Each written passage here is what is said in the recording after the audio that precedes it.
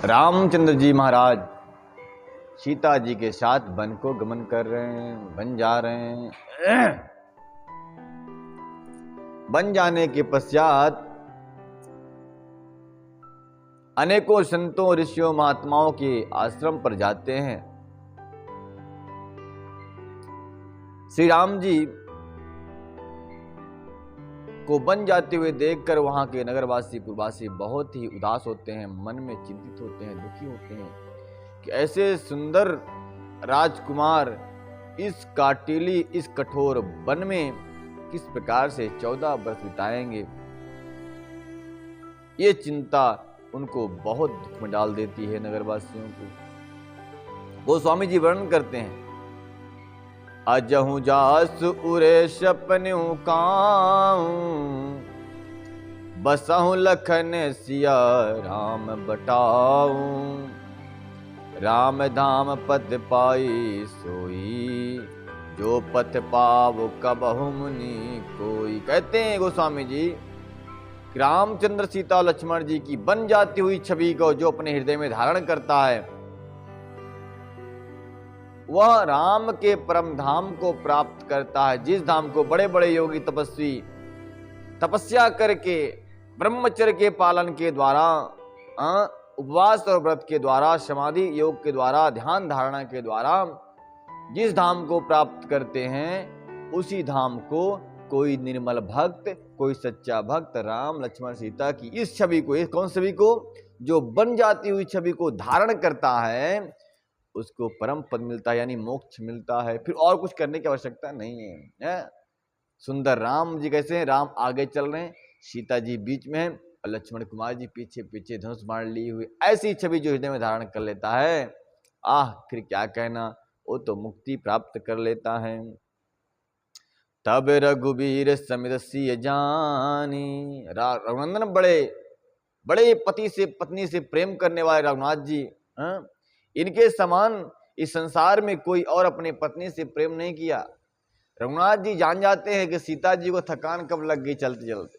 गोस्वामी जी वर्णन कर रहे हैं कि तब रघुबीर श्रमित सिय जानी, देख निकट बटु शीतल पानी, तहाँ बस कंद मूल फल खाई, प्रात नहाय चले रघुराई, प्रात नहाय चले रघुराई। गोस्वामी जी लिखते हैं कि रामचंद्र जी ने चलते चलते ये सोचा कि हमारी सीता जी थक गई होंगी, तो देखा एक सुंदर वृक्ष था। उसी वृक्ष के पास में कोई सरोवर था जिसका निर्मल और शीतल जल था। तब उन्होंने कहा, हे सीते, चलो आज रात्रि में यहीं विश्राम करते हैं।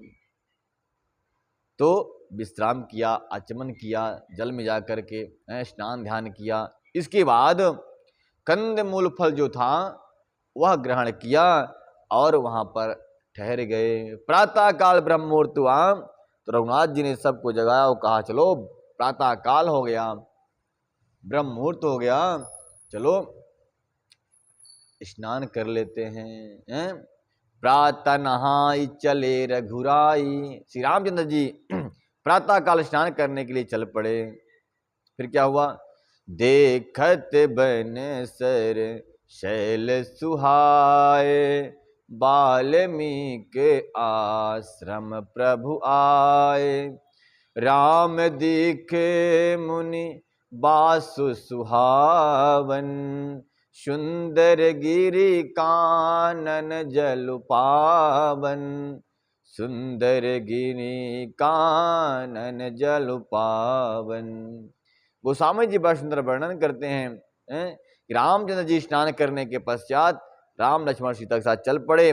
सुंदर वन को देखते हैं, पहाड़ों को देखते हैं, गुफाओं को देखते देखते और पत्थर चट्टानों को देखते हुए और दिखाते हुए राम जी आगे बढ़ते हैं। कहाँ पहुंच गए बढ़ के आगे? बोले वाल्मीकि के आश्रम में पहुंचे। उस आश्रम, वह आश्रम बड़ा ही प्रभु के मन को भाने वाला था। वाल्मीकि आश्रम प्रभु आए। जब वाल्मीकि आश्रम में प्रभु आए रामचंद्र जी, तो राम दीख मुनिबास सुहावन। राम ने देखा कि यहाँ पर सुंदर महात्मा का वास है, निवास स्थान है। वहां पहुंच गए। सुंदर गिर कानन जल पावन। सुंदर गिरी है, गिरी मतलब पर्वत, पर्वत के इर्द गिर्द जहां तहां देखो और वन है, और वन की चारों तरफ सुंदर जल भरा हुआ है। महात्माओं के आश्रम में जहां तहां वहीं होता है जहां अक्सर जल पाया जाता है, जल के निकट ही उनका निवास होता है। संध्या वंदन करने के लिए जल मिल जाए, स्नान ध्यान करने के लिए, बस और क्या। निवास स्थान बहुत सुंदर है, जहां सुंदर पर्वत वन और पवित्र जल हैं। सरनी सरोज बिटप बन फूले, गुंजत मंजू मधुप रस फूले। खग मृग विपुल कोलाहल करही, खग मृग विपुल कोलाहल करही। विरहित बैर मुदित मन चरही, विरहित बैर मुदित मन चर। कहते हैं कि सरोवर में कमल और वन में वृक्ष फूले हुए हैं। वनों में जो वृक्ष है वो फूले हुए हैं और सरोवर में कमल खिला हुआ है। श्री रामचंद्र जी हर्षित हुए, उनको देखकर रघुश्रेष्ठ श्री रामचंद्र जी का आगमन सुनकर मुनि वाल्मीकि जी उन्हें लेने के लिए आगे आए। अरे कहां से?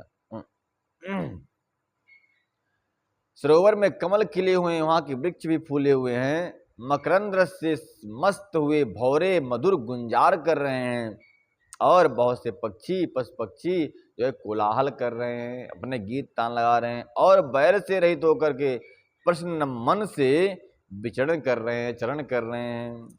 सुचि सुंदर आश्रम निरखी, हर से राजीव नैन। सुनि रघुबर आगमन मुनि, आगे आयहूं लेन। गोस्वामी जी वर्णन करते हैं कि राम जी ने ये सारा दृश्य देखा। कहाँ देखा? बोले उनके आश्रम के आसपास में देखा कि समस्त पक्षी जो हैं तो वहां विचरण कर रहे हैं, खेल कूद कर रहे हैं। कमल में सरोवर में कमल खिला हुआ है, वहां के जो वृक्ष हैं वो भी फूलों को प्रदान कर रहे हैं। वह फूल बसंत ऋतु आ गई थी उस समय, शायद फूल प्रदान कर रहे हैं। ऐसा देखते हुए आगे बढ़े। ये बात जो है तो वाल्मीकि ऋषि को मालूम हो गई प्रभु रामचंद्र जी आ रहे हैं। तो सुनि सुंदर आश्रम निरखे, हर से राजीव नैनो। सुनि रघुबर आगमन मुनि, आगे आयहूं लेन। जो श्रेष्ठ पुरुष होते हैं, कभी आवे घर में कोई अतिथि आ जाए, कोई गुरु आ जाए, कोई ब्राह्मण आ जाए, तो कम से कम अपने गेट के दरवाजे तक उसको लेने और छोड़ने आना चाहिए। बात समझ। जब देखा उन्होंने वाल्मीकि ऋषि ने कि राम जी आ गए, तो अपने वहां से कुछ दूर तक उनकी अगवानी करने के लिए आए, उनको लेने के लिए आ गए। आकर के बड़े आदर से उन्होंने वाल्मीकि लेने के लिए आए और बड़े आदर से रामचंद्र जी को सत्कार किया, स्वागत किया, आगमन किया। मुनि कहु राम दंडवत कीन्हा, आशीर्वाद विप्र बर दीन्हा। रामचंद्र जी ने देखा कि मुनिवर मेरे सामने आए हैं, तो ब्राह्मण देवता समझ करके उनको राम ने दंडवत प्रणाम किया। दंडवत यानी लेट कर धरती पर प्रणाम कर लिया।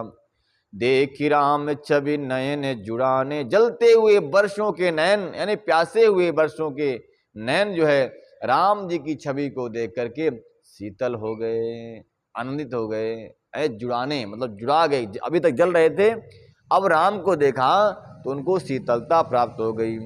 और करिस निमानु आश्रम ही आने। वशिष्ठ जो है वाल्मीकि ऋषि जो हैं बड़े सम्मान करके श्री रामचंद्र जी को उनके भाई सहित सीता माता सहित आश्रम में लेकर आ गए। मुनि बर अतिथि प्राण प्रिय पाए। गोस्वामी जी कहते हैं मानो मुनि महात्मा को ऐसा लग रहा है कि ये अतिथि नहीं, हमारे प्राण ही हमारे आश्रम में आ गए हों। मुनि बर अतिथि प्राण प्रिय पाए, कंद मूल फल मधुर मगाए। राम जी को आदेश देकर शिष्यों को आदेश किया, शिष्य देखो यहाँ मर्यादा पुरुषोत्तम श्री रामचंद्र जी आए हुए हैं अपने कुटुंब के साथ में, इनके स्वागत के लिए तुम लोग भी आ जाओ, इनके स्वागत के लिए इनके खान पान की व्यवस्था करो। ये मुनि वेश में हैं, अन्न नहीं ग्रहण कर सकते और ना किसी नगर में जा सकते, इनके लिए कुछ व्यवस्था करो। तो फलहार की व्यवस्था हो गई इनको, कंद मूल फल। उस समय एप्पल उप्पल नहीं होता रहा होगा ना, क्योंकि अभी तो एप्पल उप्पल जो होता है सब एक केमिकल से पैदा होने वाली चीज है। पहले वन में रहते, कहाँ एप्पल खाना, तो कंद मूल फल वो जड़ी होती थी वहां की, जो खाते थे, खोदने के बाद निकलता है शकरकंद जैसा, वो कंदमूल खाते। तो ऐसे मधुर कंदमूल फल जो है मगा लिए गुरुदेव भगवान ने, और सिया सौमित्र राम फल खाए, तब मुनि आश्रम दिए सुहाए। मुनि श्रेष्ठ वाल्मीकि ने प्राण प्रिय अतिथियों को पाकर अपने लिए उनके लिए मधुर कंदमूल फल मंगाए। सीता जी, लक्ष्मण और रामचंद्र जी ने फलों को खाया। तब मुनि ने उनका विश्राम करने के लिए सुंदर स्थान बतला दिया। हे राम जी, आपके लिए कुटिया तैयार है, आप जाइए विश्राम करिए, आराम कीजिए। वाल्मीकि मन आनंद भारे, मंगल मूर्ति नयन निहारे, तब कर कमल जोर रघुराई, तब कर कमल जोर रघुराई, बोले बचन श्रवण सुखदाई, बोले बचन श्रवण सुखदाई, बोले बचन चरण सुखदाई। बचन सुख। तो गोस्वामी जी वर्णन करते हैं कि वाल्मीकि के मन में बड़ा आनंद हुआ, ऐसा आनंद कभी नहीं कि अतिथि रूप में मर्यादा पुरुषोत्तम श्री राम जी विष्णु जी के अवतार पधारे हों, से बड़ा ही आनंद हुआ। और आनंद कैसा था, बोले मंगल मूर्ति नयन निहारी, सुंदर मंगल की मूर्ति श्री राम जी को देखकर जब नैनों ने देखा, आंखों ने देखा, तो मानो आंखों ने कहा कि हे वाल्मीकि जी, आज मेरा जन्म सफल हो गया। किसने कहा? ये आंखें कहती हैं कि मेरा जन्म सफल हो गया। वाल्मीकि जी की आत्मा कहती है कि मुझे तो ब्रह्म प्राप्त हो गया हूं। और इस प्रकार से बड़ा सुंदर ही उनका स्वागत किया गया। तब कर कमल जोरी रघुराई,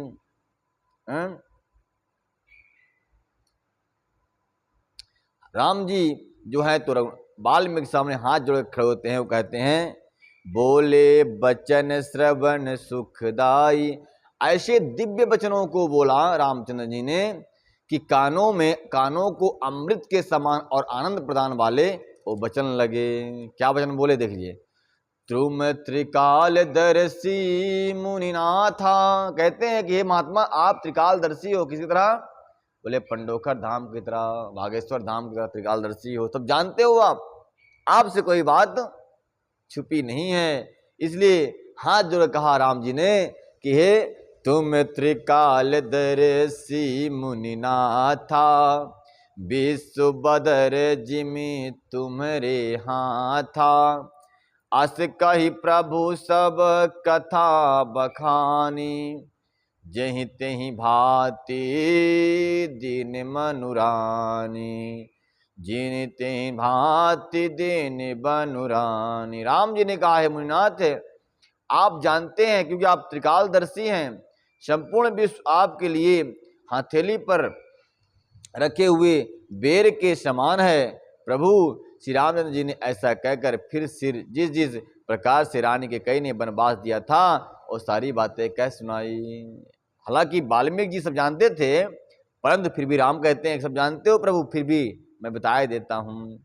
तात बचन पुनि मातु हित, भाई भरत असराओ, मोह कहु दरस तुम्हारे प्रभु, शब मम पुण्य प्रभाव।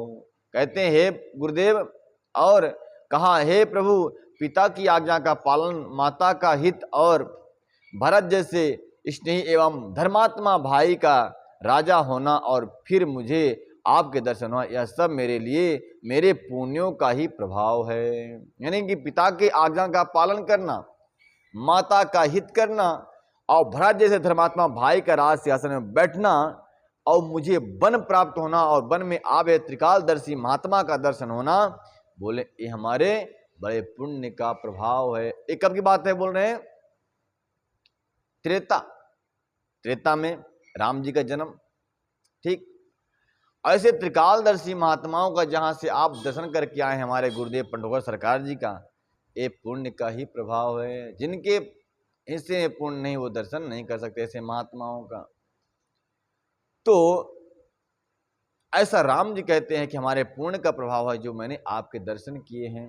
हमारे धर्मात्मा भाई राजा बनेंगे, पिता की आज्ञा का पालन और माता का हित होगा।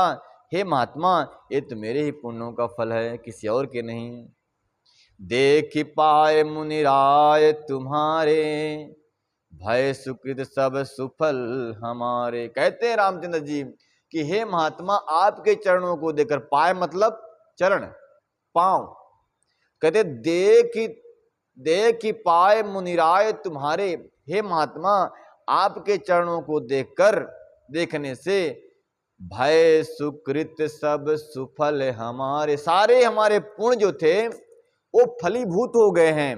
और अब जहां राउर आयस होई, मुनि उद्वेग न पावे कोई। कहते हैं रामचंद्र जी कि अब जहां आपकी आज्ञा हो और जहां कोई भी मुनि उद्योग को प्राप्त ना हो, क्योंकि मुनि तापस जिनके दुख लहाई, ते नरेश बिनु पाबक दहाई। क्योंकि जिसने मुनि और तपस्वी को दुख जिससे मुनि और तपस्वी दुख को पाते हैं, कहते हैं वह तो बिना अग्नि के ही जल जाता है। कभी भी जीवन में राम जी की वाक्य है, कभी भी तपस्वी किसी महात्मा का कभी भी हृदय नहीं दुखाना चाहिए, दिल नहीं दुखाना चाहिए। रामचंद्र जी कह रहे हैं कि मुनि तापस जिनके दुख लहाई, ते नरेश बिनु पाबक दहाई।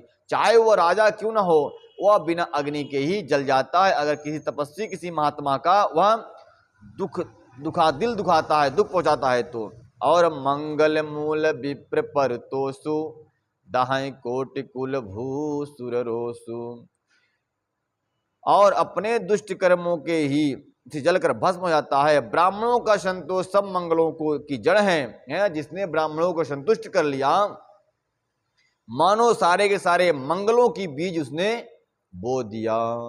और जिसने ब्राह्मणों का असंतुष्ट किया, अपमान किया, मानो सारे के सारे अमंगलों का बीज उसने बो दिया है। ठीक है, ये कौन कह रहा है? मर्यादा पुरुषोत्तम श्री राम जी कह रहे हैं कि मंगल मूल विप्र परितोषु, दहाई कोटि कुल भूसुर रोसु। दहाई कोटि कुल भूसुर, ब्राह्मणों का संतोष सब मंगलों की जड़ है। और भूदेव ब्राह्मणों का क्रोध करोड़ों कुल को भस्म कर देता है। जिसपे ब्राह्मण रुष्ट हो गए, उसके सारे उसका सारा कुल अपने आप ही विनाश को प्राप्त हो जाता है। बोल मर्यादा पुरुषोत्तम श्री राम की जय। अस जिय जान कहीं सोई ठाओ, सिय सौमित्र सहित जहां जाऊं। राम जी पूछ रहे हैं कि हे महात्मा, आप मुझे आज्ञा दे कि मेरी कुटी कहीं यहीं वन में बना लें और 14 वर्ष वन में यहीं बिता दें। अब आप मुझे आज्ञा दें कि मैं उस स्थान पे जाऊं, वहां जाऊं जहां तपस्वी महात्मा न रहते हों, नहीं तो कहीं मेरे रहने से उनको डिस्टर्ब होगा, उनको आपत्ति होगी, और आपत्ति हुई, मेरी वजह से उनको दुख हुआ, तो मेरा सारा का सारा राज्य परिवार सब नष्ट हो जाएगा। कि कह रहे ना कि जिम मुनि तापस जिनके दुख लाए, जो मुनियों और तपस्वियों को दुख पहुंचाता है, वह बिना अग्नि के ही अपने आप जलकर भस्म हो जाता है। इसलिए कह रहे हैं कि अस जिय जान कहाँ सोई ठाऊ, सिय सौमित्र सहित जहाँ जाऊं। ताहाँ रचि रुचि रे परन तृणशाला, वास करें कछु काल कृपाला, वास करहूं कछु काल कृपाला। कहते हैं राम जी की, हे महात्मा ऐसा आदेश दीजिए जहां एकांत हो, कोई और ना हो, हम राम और सीता लक्ष्मण साथ में मैं निवास कर सकूं और कुछ वहां पर्ण कुटी बना करके कुछ समय वहां व्यतीत कर सकूं, आप आज्ञा दें। सहज सरल सुनि रघुबर बानी, साधु साधु बोले मुनि ज्ञानी। अस न कहूं अस रघुकुल के तू, अस न कहूं अस रघुकुल के तू, तुम पालक संतन सुर से तू, तुम पालक संतन सुर से तू। ये महात्मा वाल्मीकि जी बहुत सुंदर बात कह रहे हैं कि राम जी आप ऐसा क्यों मुझसे आज्ञा मांगते हैं, आप तो सारे संसार के और संतों का पालन करने वाले हैं, अतः आप धन्य हो धन्य हो धन्य हो। हे रघुकुल के शिरोमणि, हे रघुकुल की पताका रूप, आप ऐसा क्यों कहो, क्यों ना कहेंगे आप सदैव देव की मर्यादा का पालन करने, वेद की मर्यादा का पालन करने वाले और रक्षण करने वाले हैं। राम जी की सरल वाणी है, राम जी की सहज और सरल वाणी है, और उनको सुन करके मुनि ज्ञानी मुनि वाल्मीकि जी बड़े ही प्रसन्न हुए और बोलने लगे। क्या बोलते हैं? सुत से तु पालक राम, तुम जगदीश माया जान की, जो सृजति जगु पालत हरत रुख, पाई कृपा निधान की। जो साहस शिशु आहिषु मही धरु, लखनु चराचर घनी, सुर काज धरि नर राज तनु चले, दलन लख निश्चर हनि। बड़ी सुंदर बात कह रहे हैं कि हे राम, श्रुति सेतु पालक राम जगदीश माया जान की। कहते हैं श्रुति ऐसा कहती हैं कि तुम संसार के पालक हो, तुम जगदीश हो, परमात्मा हो, और तुम्हारे साथ में रहने वाली जानकी जी क्या है? बोले ओ माया है, साक्षात लक्ष्मी जी हैं। और ऐसे लक्ष्मी नारायण को कुटिया बनाने की आवश्यकता है क्या? अतः एकांत में जाने की आवश्यकता है क्या? हे मर्यादा पुरुषोत्तम, ऐसा कौन सा स्थान है जहां तुम नहीं हो? हरि व्यापक सर्वत्र समाना, हरि व्यापक सर्वत्र समाना, प्रेम से प्रगट हो ही मैं जाना, प्रेम से प्रगट हो ही मैं जाना। और जो सृजति जगु पालत हरत, रुख पाए कृपा निधान की। कहते हैं कृपा निधान रामचंद्र जी का रामचंद्र जी के रुख को पाकर जो सृष्टि की सृजन करती हैं, पालन करती हैं और संहार कर देती हैं, ऐसी आपके साथ जानकी जी हैं। और ये जो लक्ष्मण जी है ना, ये जो पृथ्वी को अपने फन पर धारण करते हैं, चराचर जगत को धारण करते हैं, वो जो साहसी सु अहिषु मही धरु, लखनु चराचर घनी। कहते हैं कि यह लखन जी जो शेषनाग के अवतार हैं, इस पृथ्वी को अपने फण पे धारण करते हैं और जगत के साक्षात पालन करते हैं।